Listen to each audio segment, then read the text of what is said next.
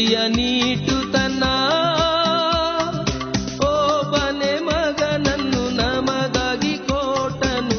ಇದುವೇ ಶುಭವಾರ್ತೆ. ದೇವರು ಲೋಕದ ಮೇಲೆಯೇ ಎಷ್ಟೋ ಪ್ರೀತಿಯ ನೀಟುತನ ಒಬ್ಬನೇ ಮಗನನ್ನು ನಮಗಾಗಿ ಕೊಟ್ಟನು. ಇದುವೇ ಶುಭವಾರ್ತೆ. ಇದುವೇ ಶುಭವಾರ್ತೆ.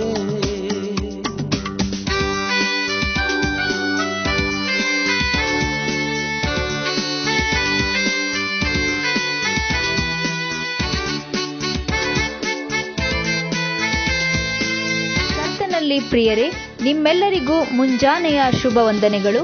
ಈ ದಿನ ವಿಶ್ವವಾಣಿ ಪ್ರಸ್ತುತಪಡಿಸುವ ನಿನ್ನ ದಾರಿಗೆ ಬೆಳಕು ಎಂಬ ಕಾರ್ಯಕ್ರಮಕ್ಕೆ ನಿಮ್ಮನ್ನು ಪ್ರೀತಿಯಿಂದ ಸ್ವಾಗತಿಸುತ್ತಿದ್ದೇವೆ.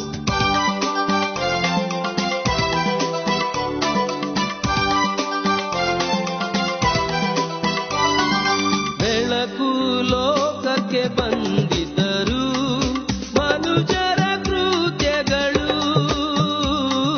ಬೆಳಕು ಲೋಕಕ್ಕೆ ಬಂದಿದ್ದರು ಮನುಜರ ಕೃತ್ಯಗಳು. ಕತ್ತಲೆಯನ್ನು ಸಹಿಸಲಾರದೆ ಬೆಳಕಿಗೆ ಬರುವುದಿಲ್ಲ. ಕತ್ತಲೆಯನ್ನು ಸಹಿಸಲಾರದೆ ಬೆಳಕಿಗೆ ಬರುವುದಿಲ್ಲ.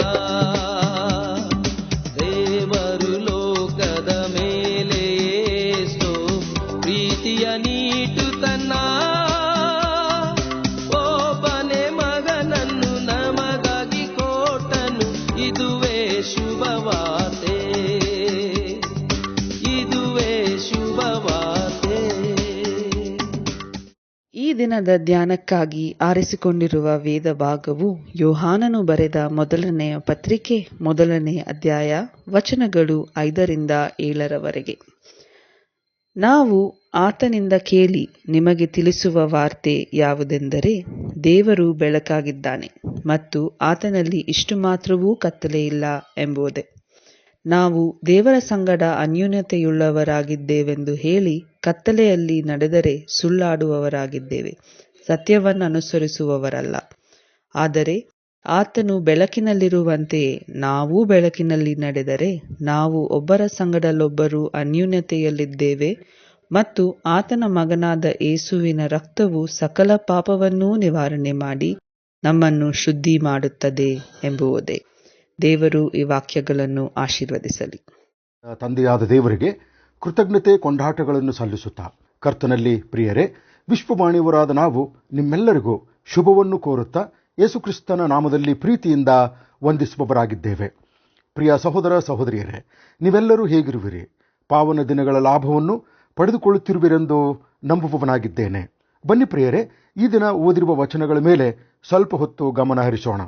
ಯೋಹಾನನು ಬರೆದ ಮೊದಲನೇ ಪತ್ರಿಕೆ 1ನೇ ಅಧ್ಯಾಯದ 5ನೇ ವಚನ, ದೇವರು ಬೆಳಕಾಗಿದ್ದಾನೆ ಮತ್ತು ಆತನಲ್ಲಿ ಎಷ್ಟು ಮಾತ್ರವೂ ಕತ್ತಲೆಯಿಲ್ಲ ಎಂಬುದಾಗಿ. ಬೆಳಕು ಎಂಬುದಾಗಿ ಹೇಳುವಾಗ ಪಾರದರ್ಶಕತೆ, ಇದು ಪರಿಶುದ್ಧತೆ, ಪ್ರೀತಿ, ಒಳ್ಳೆಯತನ ಹಾಗೂ ಜೀವವನ್ನು ಮತ್ತು ದೇವರ ಪ್ರಕಟಣೆಯನ್ನು ಸಾದೃಶ್ಯಪಡಿಸುವಂಥದ್ದಾಗಿದೆ.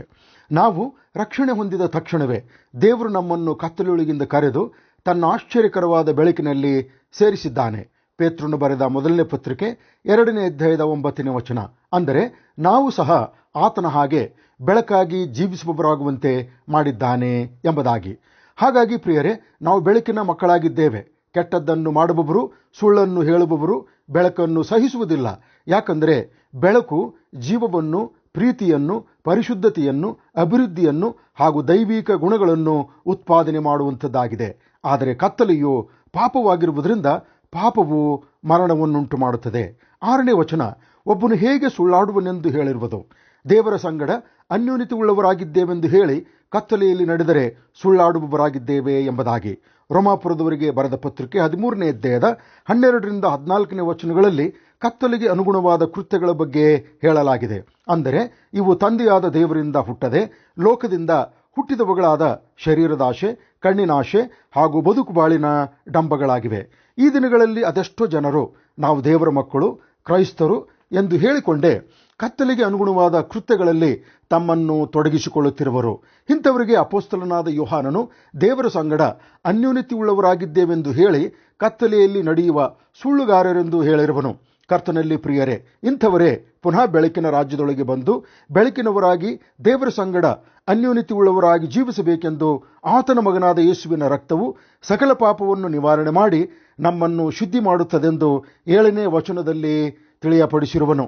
ಪ್ರಿಯ ಸಹೋದರ ಸಹೋದರಿಯರೇ, ಅಪೊಸ್ತಲನಾದ ಯೋಹಾನನು ತನ್ನ ಮೊದಲನೇ ಪತ್ರಿಕೆಯ 2ನೇ ಅಧ್ಯಾಯದ ಮೊದಲ 2 ವಚನಗಳಲ್ಲಿ ನಮಗೆ 2 ವಿಶೇಷವಾದಂಥ ಸಂಗತಿಗಳನ್ನು ತಿಳಿಸಿದ್ದಾನೆ. ಮೊದಲನೇದಾಗಿ ಯೇಸು ಕ್ರಿಸ್ತನನ್ನು ನಮ್ಮ ಸಹಾಯಕನೆಂದು ಹೇಳಿರುವನು, ಆಂಗ್ಲ ಭಾಷೆಯಲ್ಲಿ ಅಡ್ವೊಕೇಟ್ ಎಂಬುದಾಗಿ. ಎರಡನೇದಾಗಿ ಯಜ್ಞವಾಗಿದ್ದಾನೆ ಎಂಬುದಾಗಿ. ಹೌದು, ದೇವರು ಪಾಪಗಳನ್ನು ಒಪ್ಪಿಕೊಂಡು ಅರಿಕೆ ಮಾಡಿಕೊಳ್ಳುವುದಕ್ಕಾಗಿ ಕರೆಯುವವನಾಗಿದ್ದಾನೆ. ಈಗಾಗಲೇ ಸಮಸ್ತ ಲೋಕದ ಪಾಪವನ್ನು ನಿವಾರಣೆ ಮಾಡಲು ಯಜ್ಞವಾದ ಯೇಸು ಕ್ರಿಸ್ತನು ವಕೀಲನಂತೆ ತಂದೆಯ ಬಲಗಡೆಯಲ್ಲಿ ಆಸನಾರೂಢನಾಗಿದ್ದಾನೆ. ತನ್ನ ಬಳಿಗೆ ಪಶ್ಚಾತ್ತಾಪದಿಂದ ಬರುವವರನ್ನು ತನ್ನ ರಕ್ತದಿಂದ ಶುದ್ಧಿ ಮಾಡಲು ಇಷ್ಟವುಳ್ಳವನಾಗಿದ್ದಾನೆ. ಎಂಥ ಅದ್ಭುತವಾದ ಅವಕಾಶವಲ್ಲವೇ ಪ್ರಿಯರೇ? ಬನ್ನಿರಿ, ಸರ್ವರ ಪಾಪಗಳ ನಿವಾರಣೆಗಾಗಿ ಯಜ್ಞವಾದ ಯೇಸುವಿನ ರಕ್ತದ ಮೂಲಕ ಪರಿಶುದ್ಧರಾಗಿ ಪುನಃ ಬೆಳಕಿನವರಾಗಿ ಜೀವಿಸೋಣ. ಬನ್ನಿರಿ, ನಮ್ಮ ತಲೆಗಳನ್ನು ಬಾಗಿಸಿ ಪ್ರಾರ್ಥನೆ ಮಾಡೋಣ. ಪರಿಶುದ್ಧನು, ಪ್ರೀತಿ ಸ್ವರೂಪನು, ಸರ್ವೋನ್ನತನು, ಸರ್ವಜ್ಞನು, ಕೃಪಾಸತ್ಯ ಸಂಪೂರ್ಣನೂ ಆಗಿರುವ ಕರ್ತನಾದ ಯೇಸು ಕ್ರಿಸ್ತನಲ್ಲಿ ನಮ್ಮ ಪ್ರೀತಿಯುಳ್ಳ ಪರಲೋಕದ ತಂದೆಯಾದ ದೇವರೇ, ಪರಿಶುದ್ಧವಾದ ಈ ಪುನರುತ್ಥಾನದ ದಿನ ನಮ್ಮನ್ನು ಜೀವಿತರ ಸಂಖ್ಯೆಯಲ್ಲಿ ಎಣಿಸಿ ನಿನ್ನ ಸಮ್ಮುಖದಲ್ಲಿ ನಿಲ್ಲಿಸಿಕೊಂಡಿದ್ದಕ್ಕಾಗಿ ನಿನಗೆ ಸ್ತೋತ್ರ. ಸಮಸ್ತ ಲೋಕದ ಪಾಪಗಳನ್ನು ನಿವಾರಣೆ ಮಾಡಿದ ಯೇಸು ಕ್ರಿಸ್ತನನ್ನು ನಮಗೆ ಸಹಾಯಕನನ್ನಾಗಿ ಅನುಗ್ರಹಿಸಿದ್ದಕ್ಕಾಗಿ ನಿನಗೆ ವಂದನೆಗಳು. ಕರ್ತನೆ, ನೀನು ಬೆಳಕಾಗಿದ್ದಿ, ನಿನ್ನಲ್ಲಿ ಎಷ್ಟು ಮಾತ್ರವೂ ಕತ್ತಲೆ ಇಲ್ಲ. ಈ ದಿನ ನಿನ್ನ ಪವಿತ್ರ ವಾಕ್ಯವನ್ನು ಕೇಳಿಸಿಕೊಂಡಂಥ ಯಾರಾದರೂ ಸರಿಯೇ, ನಾವು ದೇವರ ಸಂಗಡ ಅನ್ಯೋನ್ಯತೆಯುಳ್ಳವರಾಗಿದ್ದೇವೆಂದು ಹೇಳಿಕೊಳ್ಳುತ್ತಾ ಕತ್ತಲೆಯಲ್ಲಿ ನಡೆಯುವವರಾಗಿ ತಮ್ಮನ್ನು ತಾವು ಮೋಸಪಡಿಸಿಕೊಳ್ಳುವವರಾಗಿದ್ದರೆ ಈಗಲೇ ಅವರು ಎಚ್ಚೆತ್ತುಕೊಂಡವರಾಗಿ ತಮ್ಮ ಪಾಪಗಳನ್ನು ಒಪ್ಪಿಕೊಂಡು ಅರಿಕೆ ಮಾಡಿ ನಿನ್ನ ಮಗನಾದ ಯೇಸು ಕ್ರಿಸ್ತನ ರಕ್ತದಿಂದ ಶುದ್ಧರಾಗಿ ಪುನಃ ಬೆಳಕಿನವರಾಗಿ ನಿನ್ನ ಅನ್ಯೋನ್ಯತೆಯಲ್ಲಿ ನಡೆಯುವರಾಗುವಂತೆ ಸಹಾಯ ಮಾಡು. ಕರ್ತನೆ, ಒಬ್ಬರೂ ನಾಶವಾಗಬಾರದು, ಎಲ್ಲರೂ ನಿತ್ಯ ಜೀವವನ್ನು ಪಡೆಯಬೇಕೆಂದು ಯಾವ ರಕ್ಷಣಾ ಕಾರ್ಯವನ್ನು ನಿನ್ನ ಮಗನಾದ ಯೇಸು ಕ್ರಿಸ್ತನ ಶಿಲುಬೆಯ ಮರಣ, ಹೂಳುವಿಕೆ ಹಾಗೂ ಆತನ ಪುನರುತ್ಥಾನದ ಮೂಲಕ ಪೂರ್ಣಗೊಳಿಸಿರುವೆಯೋ ಅದನ್ನು ಸಾರುವ ಸೇವೆಯಲ್ಲಿ ನಿರತರಾದ ನಿನ್ನ ಸೇವಕರೆಲ್ಲರನ್ನೂ ಈ ಪಾವನ ದಿನಗಳಲ್ಲಿ ಬಲವಾದ ಸಾಧನಗಳಾಗಿ ಉಪಯೋಗವಾಗುವಂತೆ ಸಹಾಯ ಮಾಡು.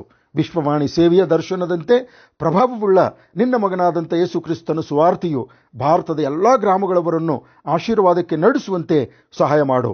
ಈ ಪವಿತ್ರ ಸೇವೆಯಲ್ಲಿ ತಮ್ಮನ್ನು ತೊಡಗಿಸಿಕೊಂಡಿರುವ ಎಲ್ಲ ಸೇವಕರನ್ನು, ಸೇವಾದಾನಿಗಳನ್ನು, ಪ್ರಾರ್ಥನಾ ವೀರರನ್ನು, ಪ್ರತಿನಿಧಿಗಳನ್ನು, ಸೇವಾ ನಾಯಕರನ್ನು ಇನ್ನೂ ಬಲವಾದ ಸೇವೆ ಮಾಡುವಂತೆ ನಿನ್ನ ಕೃಪೆಯನ್ನು ಅನುಗ್ರಹ ಮಾಡು. ಕರ್ತನೆ, ಈ ದಿನದ ಆರಾಧನಾ ಕೂಟಗಳು ನಮಗೆ ಆಶೀರ್ವಾದಕರವಾಗಿ ನಿನ್ನನ್ನು ಮಹಿಮೆಪಡಿಸುವಂತೆ ನಡೆಸಲು ಸಹಾಯ ಮಾಡು. ಪ್ರಾರ್ಥನೆ ಕೇಳಿದ್ದಕ್ಕಾಗಿ ಸ್ತೋತ್ರ. ಯೇಸು ಕ್ರಿಸ್ತನ ಮಹಿಮೆಯುಳ್ಳ ನಾಮದಲ್ಲಿ ದೀನತೆಯಿಂದ ಬೇಡಿ ಹೊಂದಿದ್ದೇವೆ ನಮ್ಮ ತಂದೆಯೇ, ಆಮೇನ್. ಯೇಸುವನ್ನೇ ನೀವು ನಂಬಿದರೆ ನಿಶ್ಚಯವಾಗಿಯೇ, ಯೇಸುವನ್ನೇ ನೀವು ನಂಬಿದರೆ ನಿಶ್ಚಯವಾಗಿಯೇ ಎಲ್ಲರೂ ನಿತ್ಯ ಜೀವವನ್ನು ಪಡೆದುಕೊಳ್ಳುವಿರಿ.